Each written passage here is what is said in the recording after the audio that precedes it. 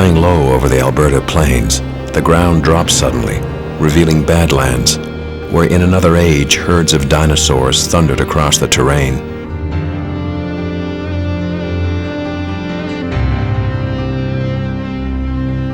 Further east, the sweeping golden prairie nurtured the Plains Indians. Eventually, European settlers arrived, anxious to tame a new frontier. East of the prairies are the 5 Great Lakes, vast inland seas that inspired native legends and confounded early explorers.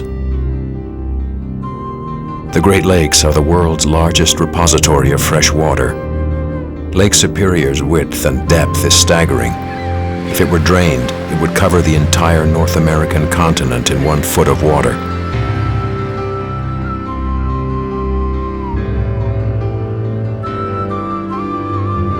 These lakes have had a profound influence on all that surrounds them, from the smallest of creatures to the brave souls who first plied their uncharted waters.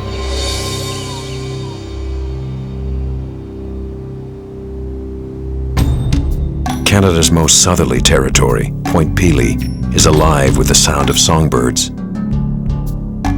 To the northwest, the treacherous reefs off the Bruce Peninsula destroyed resilient ships whose wrecks continue to intrigue the adventurous. And while explorers from New France thought Lake Superior would prove to be the elusive Northwest Passage, they found instead that the lake's north shore had a wealth of its own.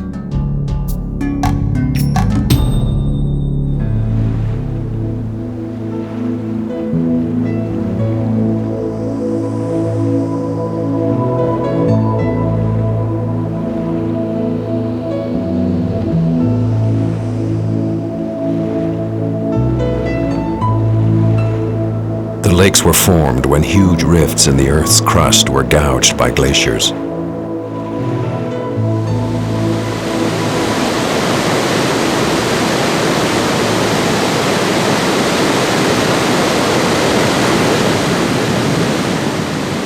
When the ice sheet retreated, meltwater rushed in to fill the void.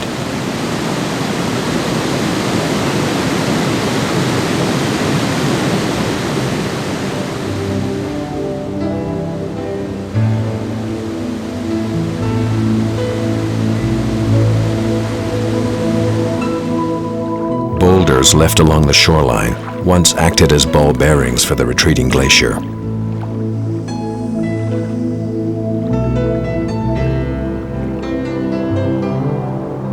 French mapmakers named this lake Supérieur, meaning upper or higher, because it was the headwater of the Great Lakes chain.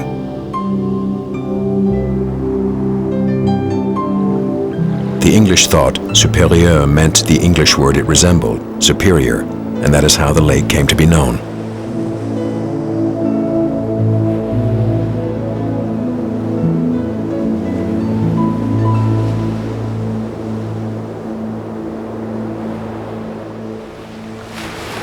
Superior is a freshwater sea, and the native peoples have always treated it with the same respect they'd show an ocean. They call it Gitchigumi, the big sea water, where a giant manitou lives underwater and can create massive swells with a sweep of its tail.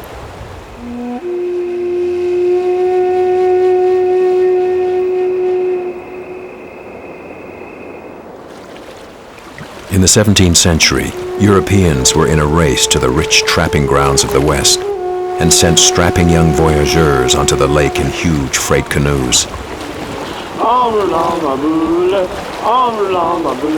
These French youths were the engine of the fur trade, but as one American traveler noted, tall men need not apply. That would have meant less room for the precious furs.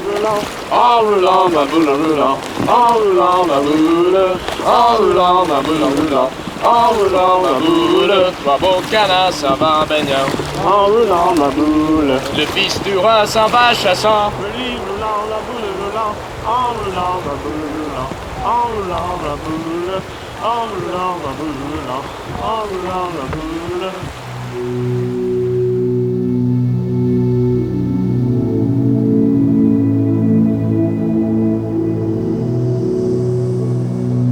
The beauty of of Lake Superior's Agawa Canyon remained unknown until quite recently. The Algoma Central Railway opened the previously impassable canyon to travelers in 1912. The train attracted miners, loggers, fishermen, and a band of Ontario artists who were developing a bold and colorful homegrown impressionism. They would become known throughout the world as the Group of Seven. They had a velocipede and a canoe with them. A velocipede is one of those three-wheel vehicles, and they travel back and forth and up and down the line to different spots, do sketches and bring them back to the studio boxcar and finish some of them off and then finish the rest of them at their studios in Toronto area. Paintings of the Agawa Canyon formed the backbone of the group's controversial first show in Toronto. Enthusiastic support from an influential minority, coupled with their own tenacity, propelled the group. I believe that they were trying to develop an art that embodied the character and spirit of the country. And if anything did, it was the ruggedness and the wildness of Northern Ontario. To me and to anybody that looks at it, you have an immediacy of the colors that they got in the fall, the huge granite rock faces that are around us. I think that's what's made it enduring.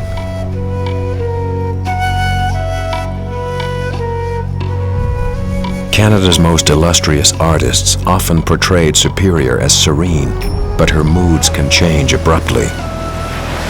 With 9-meter waves, the huge lake can become deadly. The Otter Island Lighthouse is a poignant reminder of the lake's tempestuous nature.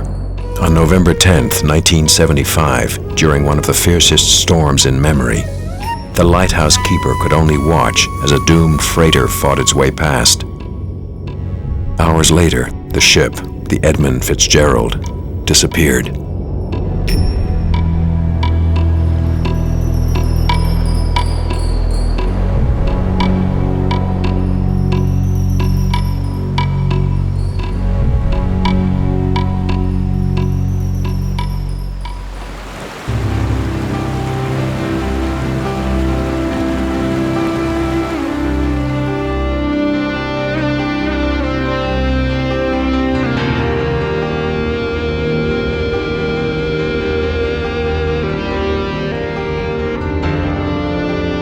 The clear, relatively shallow waters of Lake Huron's Georgian Bay invite underwater exploration.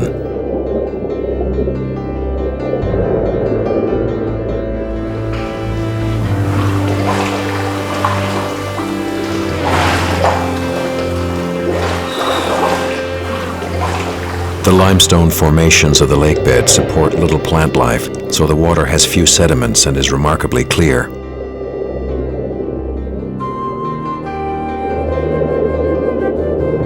Light can penetrate to a depth of 20 meters, thereby illuminating the remains of maritime catastrophes. Here, where the Canadian Shield meets the Great Lakes St. Lawrence lowlands, islands of solid rock pierce the surface.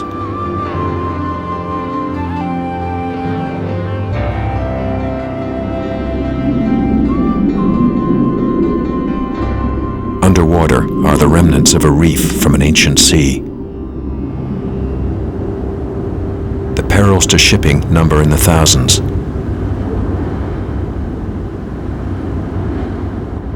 Most of the wrecks in Georgian Bay's Fathom 5 National Marine Park went down between 1880 and 1920, a time of intense shipping activity, but inadequate navigational technology. Many ships were broken up and their vestiges scattered by the currents.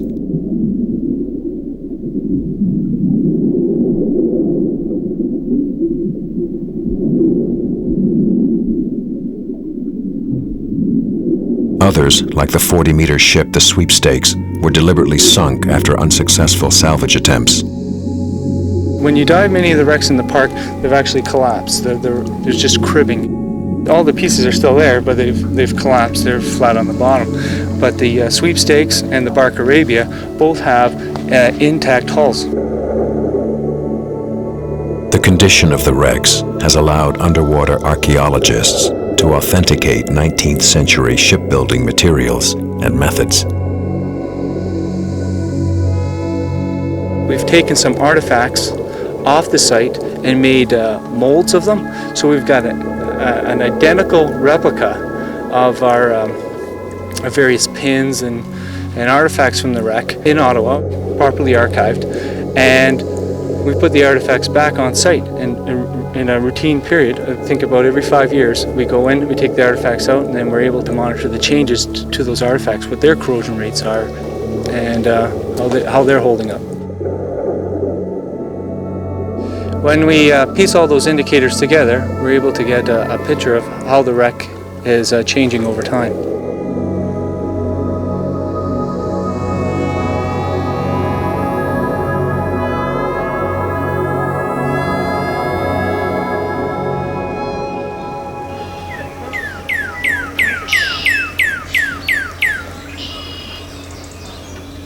South of the 42nd parallel, Lake Erie's Point Pelee is the same latitude as Northern California and the sunny Mediterranean. A surprising variety of typically southern animals and plants thrive here.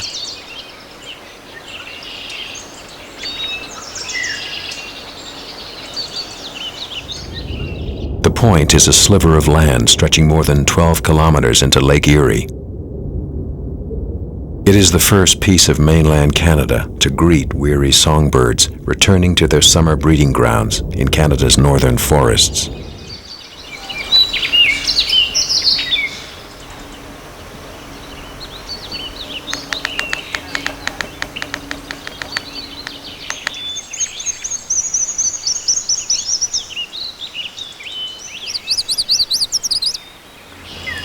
In late April and early May, Point Pelee begins to fill up with millions of migrating songbirds.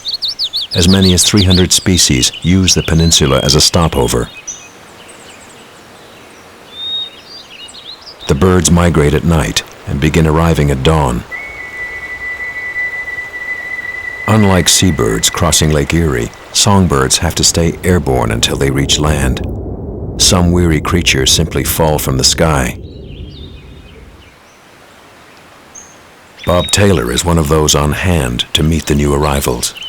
I think that Point Pelee ranks as a world-class destination for birders for a number of reasons. One, you can get great concentrations of birds here at times. You can also get some southern species that aren't found in other parts of Canada. But the other thing about Pelee is, for some reason, rarities show up here a lot. This is a great place for birds, and a lot of people know that. And they come here in droves to see them.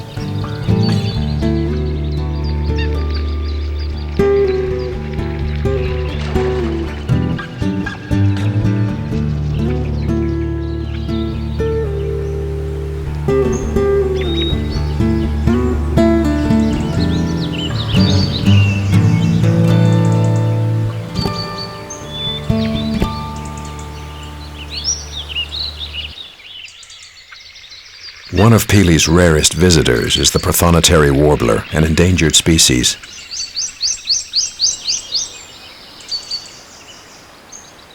It was named for the golden raiment of the Protonotarius, an advisor to the Pope. The male bird's yellow feathers are almost fluorescent.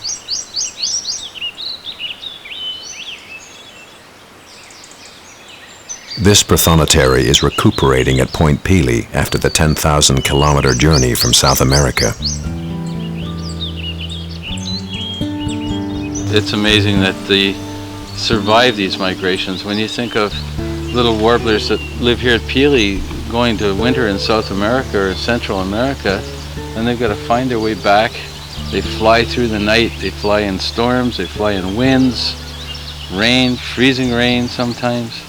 And then they end up here and they sit on a branch and sing their little hearts out. You know, it's incredible that they make it.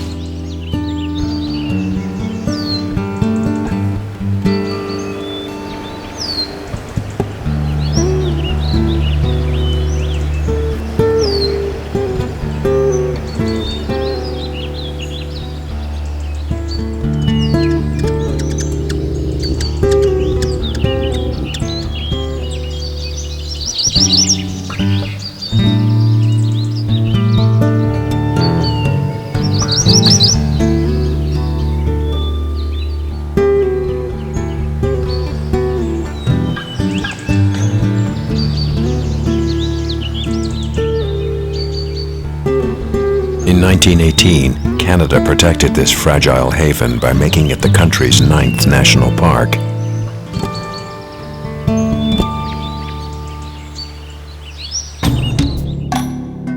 In northern Saskatchewan, Lac La Ronge is at the headwaters of the legendary Churchill River, a crucial northern waterway for the woodland Cree.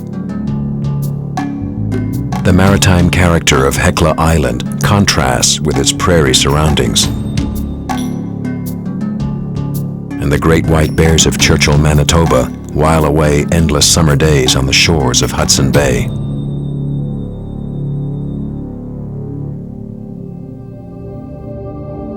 Churchill, Manitoba is more than 1,000 kilometers north of Winnipeg. The rugged tundra is traversed only by caribou herds.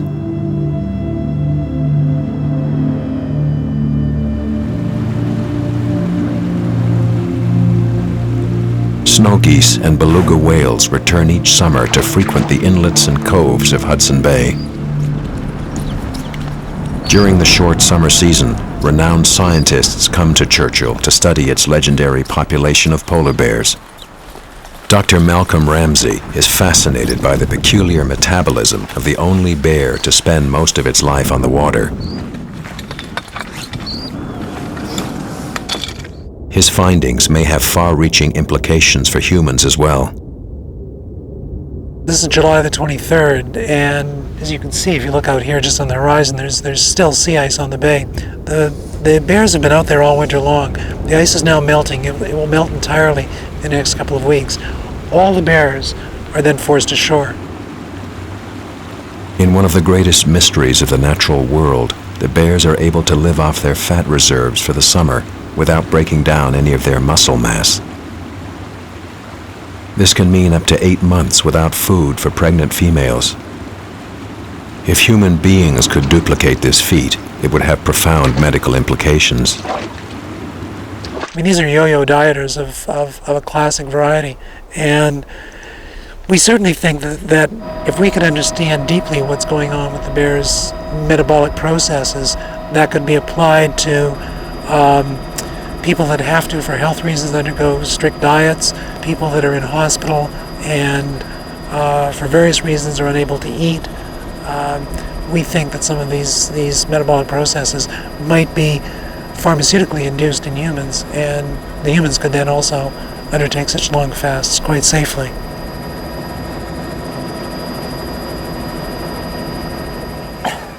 Huh? This is a big boy. He is indeed. Okay.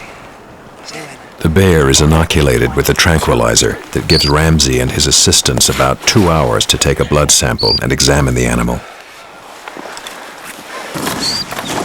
From the blood test, Ramsey and his team can determine the bear's total muscle weight. Subtracting that from the total body weight gives them the bear's fat level.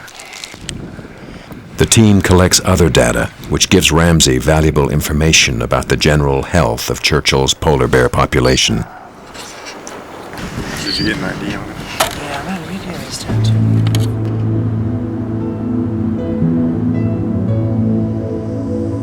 By October, winter's icy grasp is returning to northern Manitoba, and the bears are restless, anxious to return to the sea ice and resume their hunt for seals. Averaging half a ton, polar bears are perfectly adapted for the north. They can smell young seals under 1 meter of snow from more than a kilometer away. Their pigeon-toed gait can take them over sea ice at speeds of 50 kilometers per hour.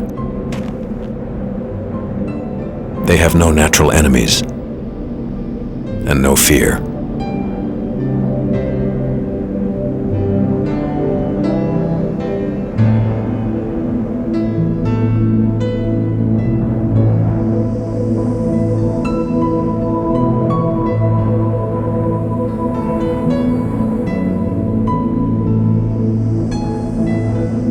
Male bears take advantage of their weight by engaging sparring partners in mock battles. Their play fighting, seemingly innocuous, is actually serious business. It allows young males to test themselves against bears of similar size, gauging their strength for upcoming battles during mating season.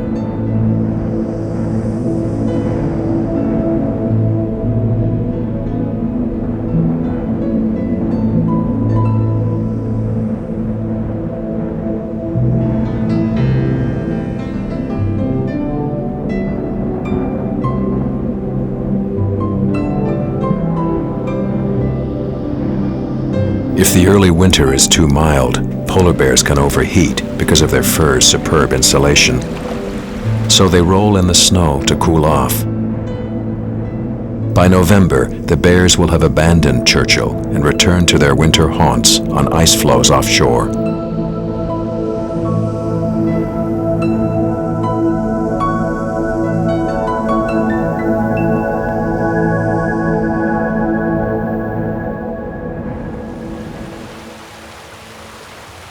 It is a much more moderate environment to the south, along the shore of the warm and shallow waters of Lake Winnipeg.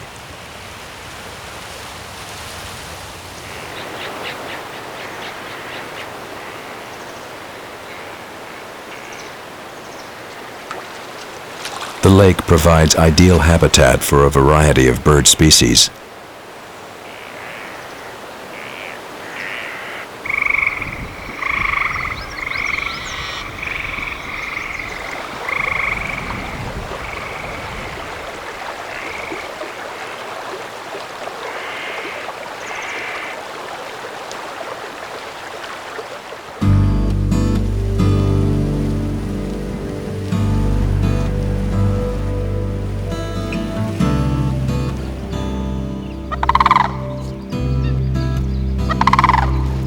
Sandhill cranes construct sophisticated nests which can measure more than a meter in diameter. Both parents take turns incubating and defending the nest. Located on the Central Flyway of North America, Hecla Provincial Park is the summer home of 50,000 birds, including the majestic white pelicans, known affectionately by locals as the Hecla Air Force. Dr. Roger Evans has been studying these impressive birds for over 30 years. He says the pelicans have one very uncommon trait. They have discovered the benefits of working together in almost every facet of life. Well, pelicans are remarkable in the fact that they show cooperative foraging with their highly synchronized bill dipping and their following and chasing and circling and so on. So that it's a fairly unusual behavior, and they tend to catch more fish when they do this. Their rate of capture is greater, so that it really is effective for them. It is surprising that in the heart of Canada's prairies breeds 1/3 of North America's white pelican population. Although once a threatened species, pelicans are now thriving. In 1987, they were taken off the threatened species list, and this was one of the nice success stories in conservation. There are probably three factors. One, the human disturbance has dropped off. There's much better awareness of the pelican colonies, that is, they have to be protected, that people shouldn't molest them. This has helped. Secondly, the DDT problem is no longer with us, that the eggshells were thinning. We know that now that they've come back to normal pre-DDT thickness. And probably the main reason that they came back has been more food for themselves, that the forage fish that they go for became more plentiful.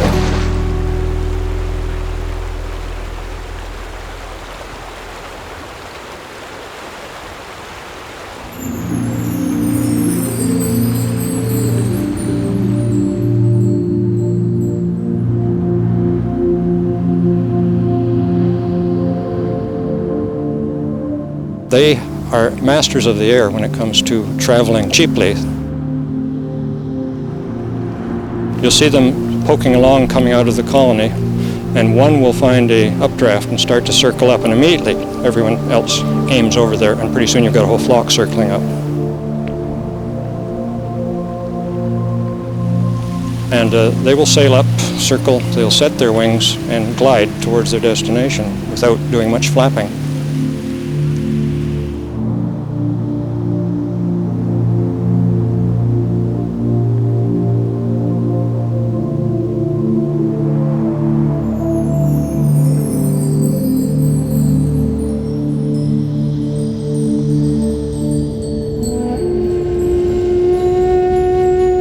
vast expanses of water is contrary to most perceptions of the Canadian prairies. Lac La Ronge, in the geographic center of Saskatchewan, empties into the legendary Churchill River.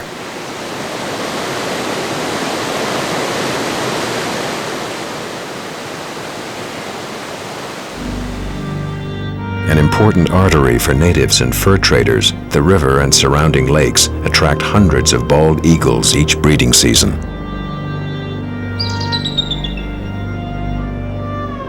The eagles are endangered in the continental United States, but the numbers returning to the Lac La Ronge area have remained constant for the last 30 years.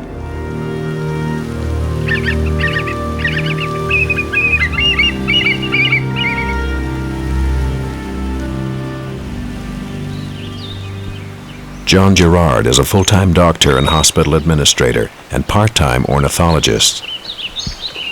Banding and tracking the eagle population has been his consuming passion for almost 3 decades. Young eaglets are unable to fly, and parents often leave the nest unattended. Okay, bird coming down.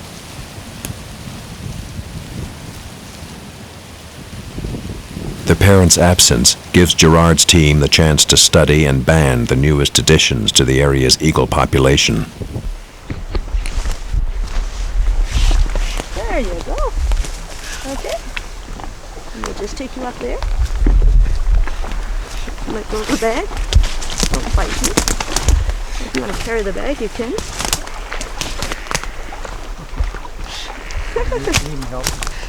He'll let loose the bag. Yeah, you have big wings, don't you? 14 millimeters by 12.5 millimeters. This is 30 millimeters, and it's probably a male. Before banding, Gerard takes measurements which allow him to determine the bird's sex and development.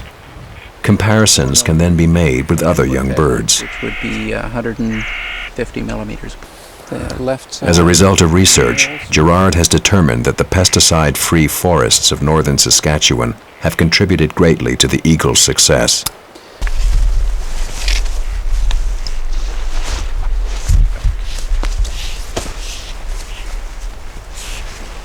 The waterways have also been spared the effects of acid rain and maintain a healthy fish population. Gerard believes that La Ronge and surrounding eagle habitat are worthy of protection. Freshwater is to Canada what the rainforest, the tropical rainforest, is to Brazil. And certainly in northern Saskatchewan, this boreal forest ecosystem goes from one side of the province to the other. And by making sure that we've got some areas of that ecosystem under fairly close watch, we can in fact keep an eye and have a window on what's happening in the whole ecosystem. The woodland and rocky Cree have inhabited the Lac La Ronge area for almost 2,000 years.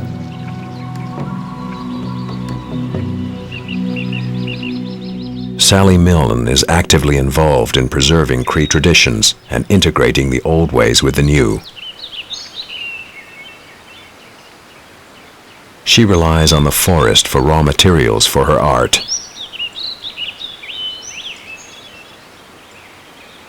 I've seen old people doing bird spark biting when I was growing up. And my grandmother used to make baskets, and she taught me how to do it when I was about 5, I guess.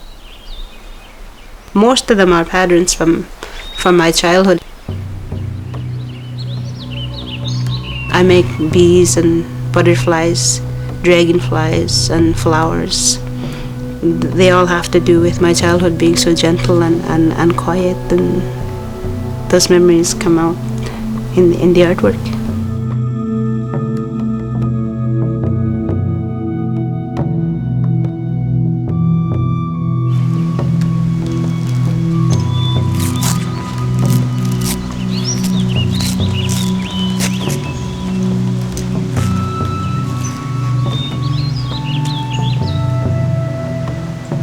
The land we consider as our mother. Mother Earth. And to stand in her, you get energy from her. You get life. And that's what we try to hold on to, that's what we protect.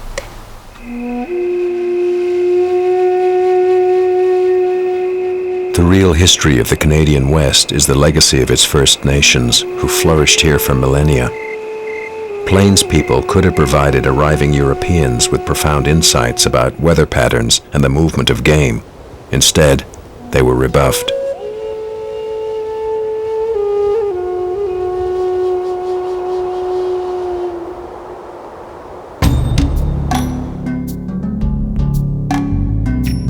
The origins of Canada's quiet diplomacy can be traced to an incident at historic Fort Walsh near Alberta's Cypress Hills, where tragedy struck a band of Assiniboine. Nearby Fort Macleod provides the best preserved example of a sophisticated hunting technique used by Blackfoot Indians. And in the southwest corner of Alberta, ancient petroglyphs inspire awe and reverence in all who see them.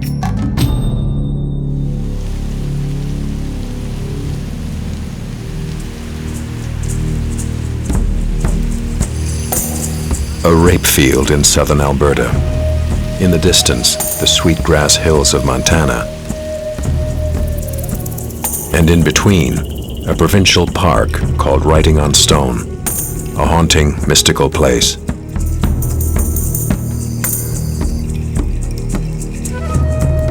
Fantastic rock formations called hoodoos formed by wind and rain over thousands of years.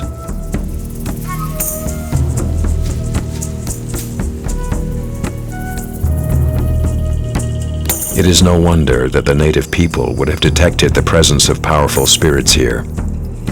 The first of them, ancestors of the Blackfoot, recorded their stories in the stone.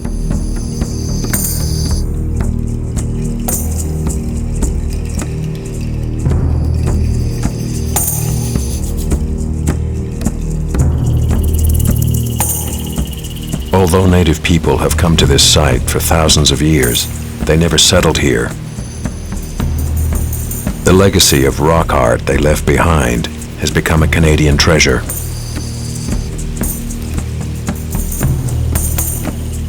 When people are, the Indians that is, going on these horse raiding expeditions, they usually stop here and then they go on. The writings that they left behind are stories of what they have achieved, victories over their enemies. Is a story behind every one of them.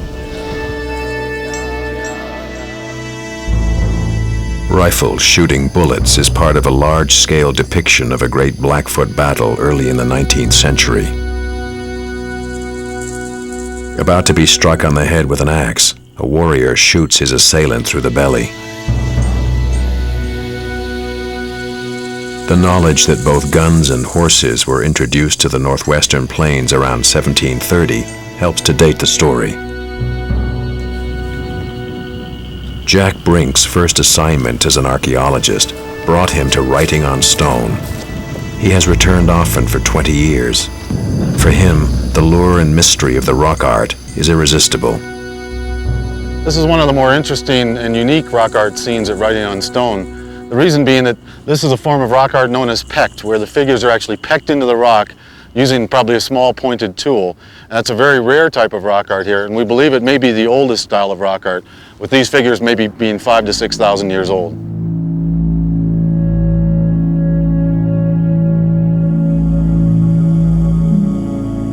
Rock art is a very precious resource for archaeologists because what it does is it shows us inside the minds of the people at the time.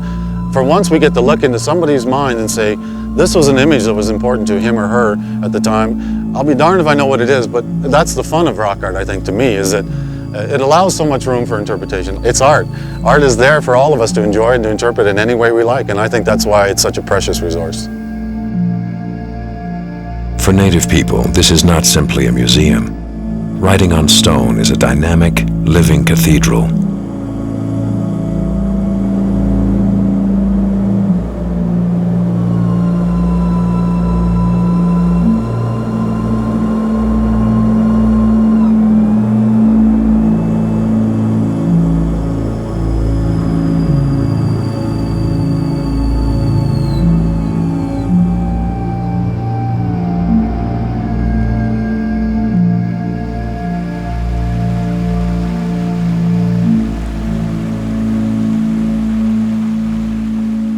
Miedo genoot om in nog bisa. Maar zeg kom maar beter boy nee.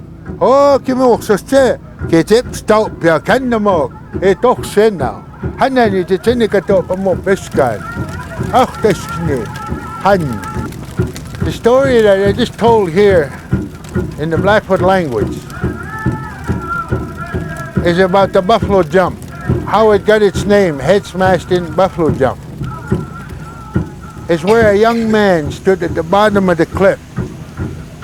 He wanted to see how the buffalo landed when they came over. When the buffalo came over the cliff and when they were falling, one of the hoof of the buffalo went through the skull of the young man. And this is where it got its name, head smashed in buffalo jump. Anya.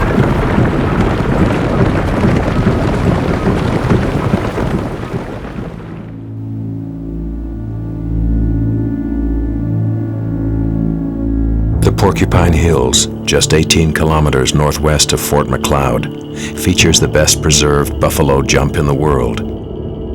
3,000 years before the pyramids, the Blackfoot people made this place their home. They developed a sophisticated way of killing plains bison, more commonly known as buffalo. Their method yielded tons of meat, skin, and bone. Hunters would travel great distances to begin the lengthy process of herding the buffalo.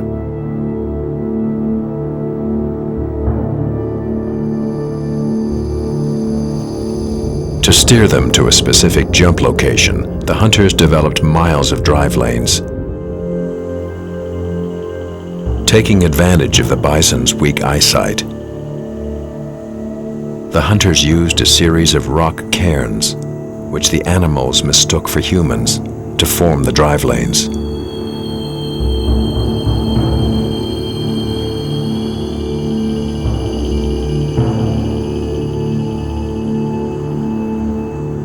Wearing animal skins, a few of the hunters teased the herd into the drive lane.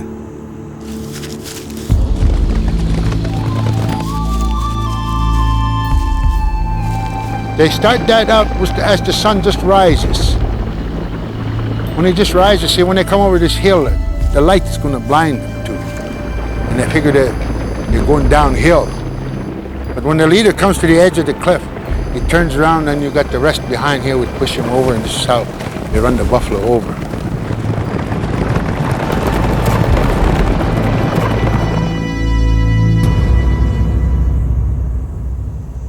Estimates put the number of slain animals at more than 100,000. Bone beds dating back more than 8,000 years have been found as deep as 12 meters beneath the surface. In 1987, an interpretive center was opened at the site. Carved into the side of the hill, the center is designed to preserve and interpret a Plains Indian tradition. Here our younger children come here and they learn about our native ways of life. We deliver these education programs to them, talking to them about how our ancestors lived long ago and how our culture and traditions were passed down from generation to generation using the oral history. I think the preservation of a site like this is really critical because it tells us of an ancient way of life that is inherently one of tremendous respect and sophistication, that I think it's important that non-native people know the story of what happened here. We have to educate people about the complexities of native culture and get away from the stereotype that somehow they were simple people.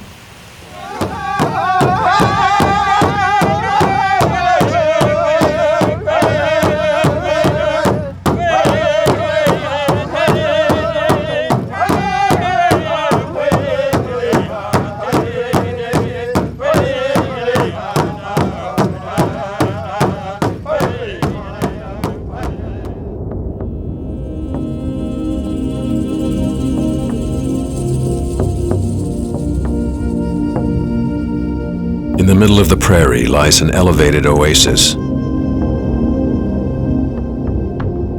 The Cypress Hills of southern Alberta and Saskatchewan were spared the weight of the massive glaciers which depressed the surrounding plains. Here, lodgepole pines, more typical of the Rocky Mountain foothills 275 kilometers to the west, shelter species ill-equipped for life on the open prairie.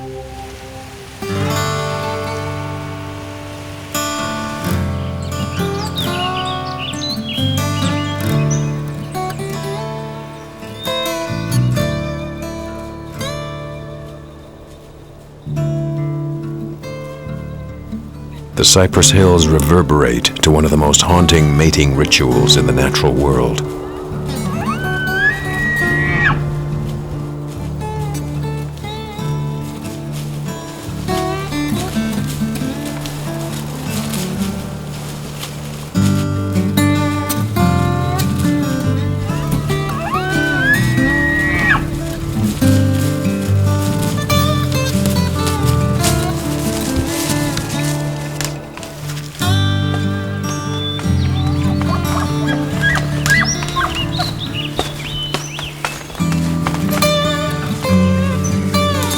The cold autumn mornings arouse the urge to mate in large bull elks.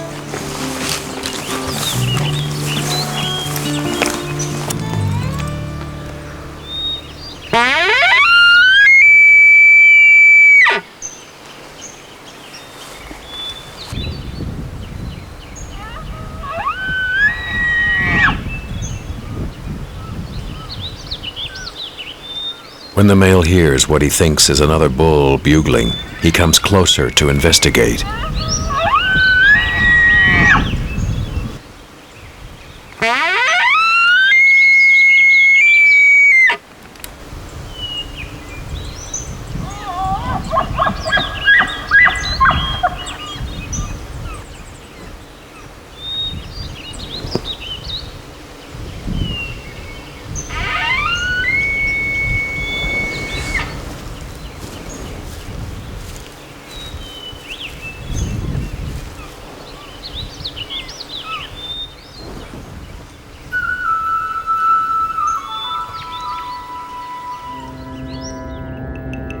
The hills rise above Fort Walsh, the site of an infamous incident in Canadian history, which gave birth to the Royal Canadian Mounted Police.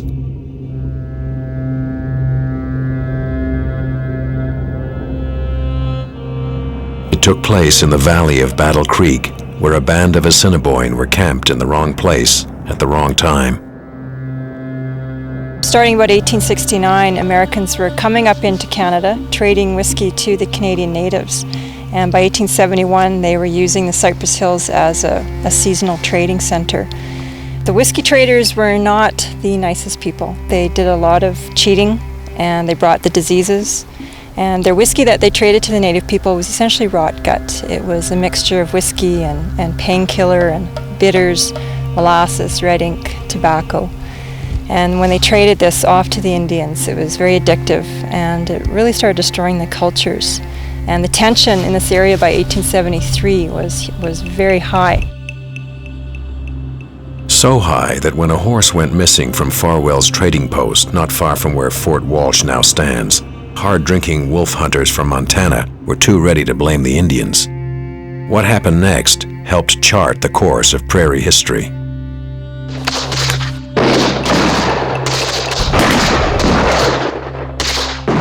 20 to 30 Assiniboine were slaughtered that day, although it was soon determined that the missing horse had wandered off on its own. It all ended when one of the wolfers was shot and killed. When news of the tragedy reached Ottawa, the federal government realized it had very real problems in the Canadian West.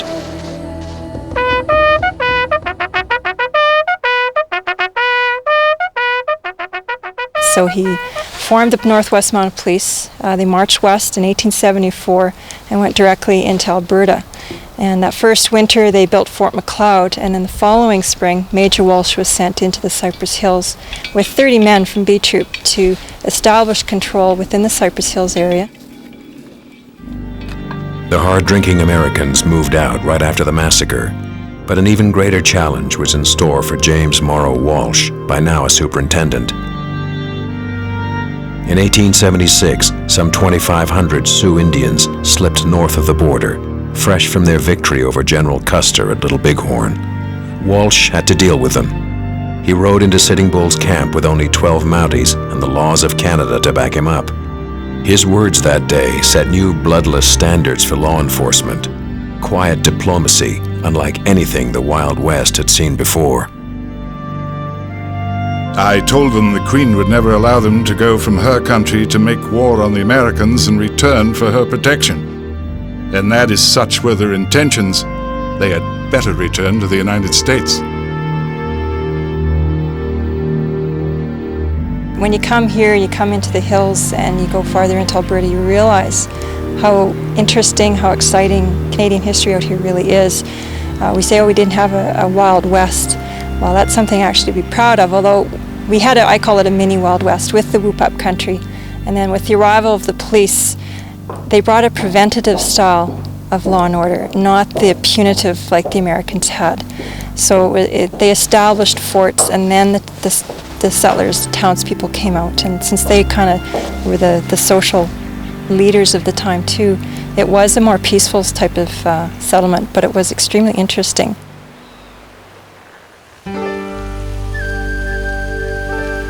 Settlers, however, found their new home daunting. Level plains gave way to steep canyons, and the dry riverbeds were prone to flash floods. They dubbed these the Badlands because they were bad for farming, bad for ranching, and bad for their wagons. Today, these same Badlands are treasured.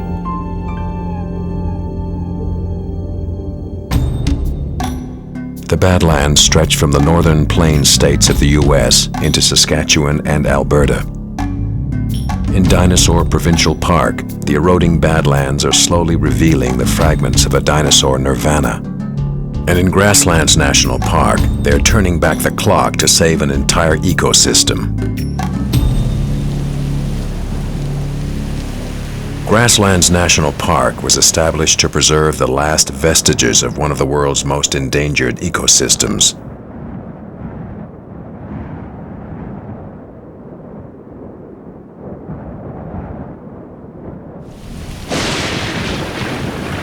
The mixed grass prairie is a rolling landscape of light and shadow, whose rocky soil is concealed by a velvet blanket of tawny vegetation.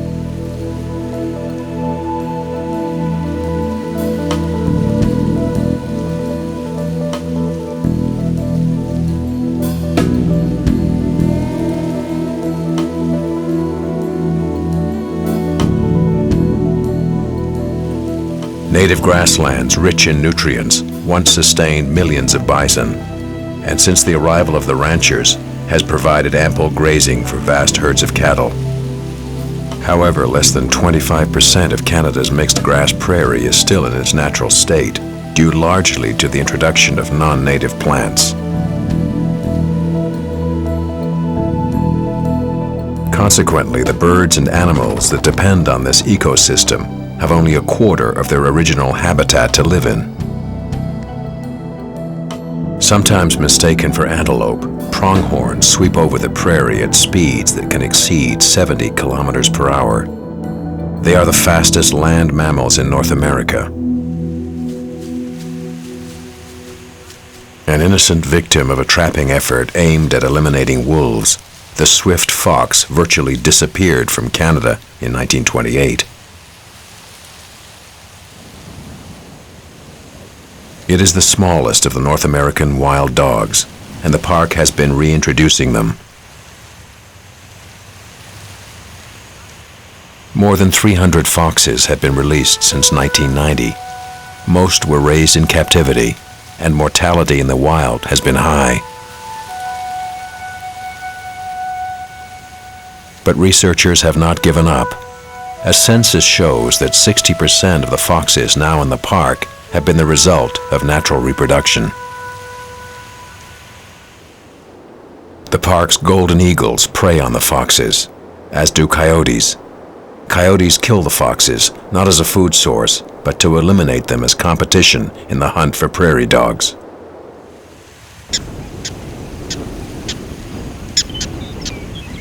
prairie dog colonies are unmistakable. Their distinctive burrows can be as deep as 4 meters, and tunnels can be up to 26 meters long. The raised mound helps prevent flooding and gives the animals a lookout from which to survey the neighborhood.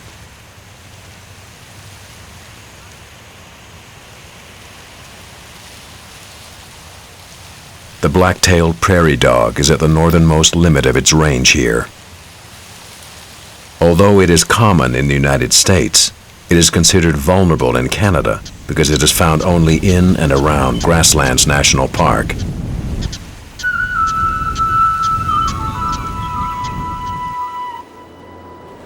There you go. While crop farming has taken a toll on the grasslands, ranchers believe that grazing has been beneficial to the natural environment. Cattlemen say that since the disappearance of bison, cattle have been instrumental in distributing and fertilizing seed. Don Gillespie is the third generation living on his family's 1,800-hectare ranch, which borders Grasslands National Park. See, we don't own this land. All we did was we have the opportunity to take care of this land for as long as we live, and then we pass it on to somebody else to take care of it. And being as how this is next year country, we got to take care of what we got this year, because if we don't, we won't have nothing for next year.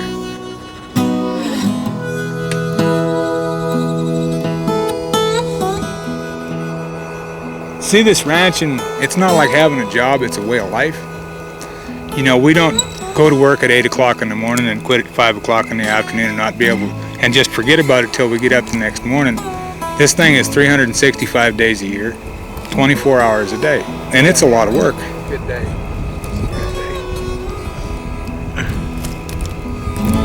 I don't know, this is the most beautiful country in the world, as far as I'm concerned.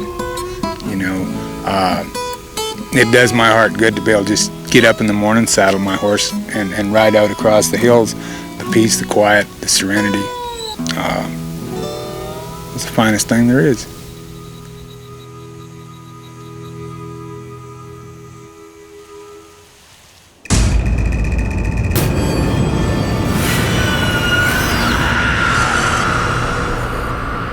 Nothing in nature has ever matched their weight, stature, or ferocity.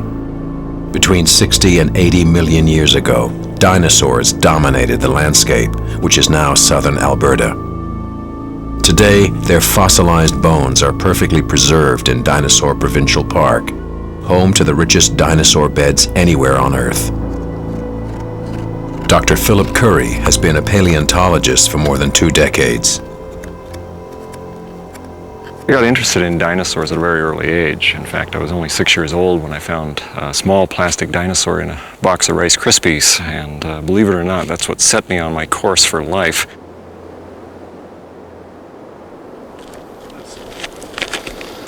Well, there you go. So how many times we step on that one? Pretty weathered and pretty broken up. That's a big guy, though. Yeah, no question about its identification. But we don't have very many from that size range, so... Yeah. You didn't get a chance to review the maps? Dave Eberth is a sedimentary geologist. He examines the composition of the rocks in Dinosaur Provincial Park to understand the environments in which the dinosaurs lived. One of the most commonly asked questions for people who visit Dinosaur Provincial Park is why are there so many dinosaurs here? Part of the story is that dinosaurs lived here in abundance. 75 million years ago, this area was a lowland coastal plain very close to a seaway that extended from the Arctic Ocean down to the Gulf of Mexico, split North America in half. And that coastal plain was very soggy, very boggy and wet. Across this coastal plain were a series of high sinuosity or meandering rivers. Think of the lower portion of Louisiana where the Mississippi River is today. There was a monsoonal type of weather pattern, very much like Bangladesh. And if you think what happens in Bangladesh sometimes when there are major monsoons, the country disappears underneath water. The country is gone. Similar types of things may have happened here and would explain why large herds of fairly robust animals would succumb to flooding events. That's part of the reason why there are so many dinosaur fossils in Dinosaur Park.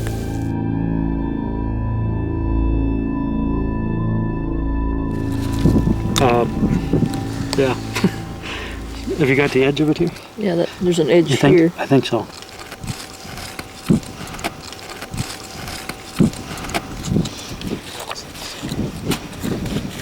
And that might tie in with this. That looks. I don't think that anybody in this business would hesitate to say that probably the best part is when you find a specimen. Because when you find it and you start uncovering it, you realize that you're the first person who's ever seen that specimen. And it's something that gives you a high. You become so emotionally involved at the instant you realize what you have that you remember that for years, and it just keeps you going in this field and keeps you refreshed all the time. Specimens from the park are prepared for the Tyrrell Museum. It is named for Joseph B. Tyrrell, a young geologist who on his very first field trip for the Geological Survey of Canada stumbled upon an Albertosaurus. All Tyrrell knew is that when he was looking for coal near Drumheller and he came to the top or the shoulder of a hill and looked over the shoulder, there was a skull staring at him, and it gave him quite a fright apparently. Oddly enough, the Albertosaurus find did not prompt further excavation. There were few Canadian paleontologists at the time, and the government allowed American Barnum Brown, probably the greatest dinosaur collector known, to search for fossils. Frustrated that so many skeletons were leaving the country, the Geological Survey finally hired its own team of American fossil collectors, the Sternberg family, to compete with Brown for the dinosaur finds. But these bones would stay in Canada.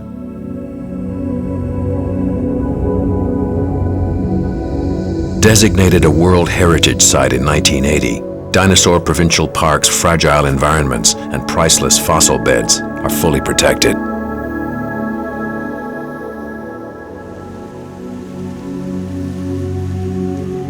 The amazing thing about Dinosaur Park is that after all these years and all the specimens that have been produced here, we're still producing new results all the time. We're still getting better specimens of animals that have been known before from poorly preserved remains, and we're also getting new types of animals still. It's already the richest dinosaur site in the world in the sense that there's more articulated, complete dinosaur skeletons from Dinosaur Park than any other area of this size anywhere in the world. Every year you come in here and you think, well, there's absolutely no way we could top last season. And at the end of the season you say, well, that was at least as good as last year, if not better. And we always walk away with a couple of prizes that we're very happy with.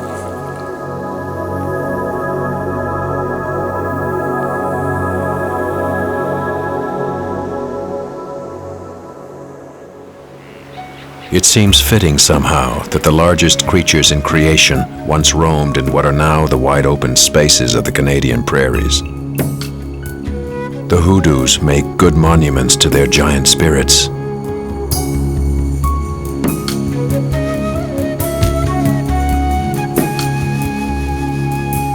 The land has changed since the dinosaurs breathed their last here, but there are still many wild creatures in this part of Canada.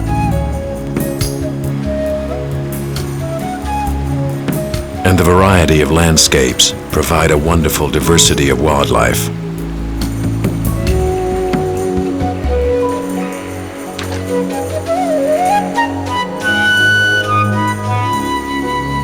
This is truly a land for all creation.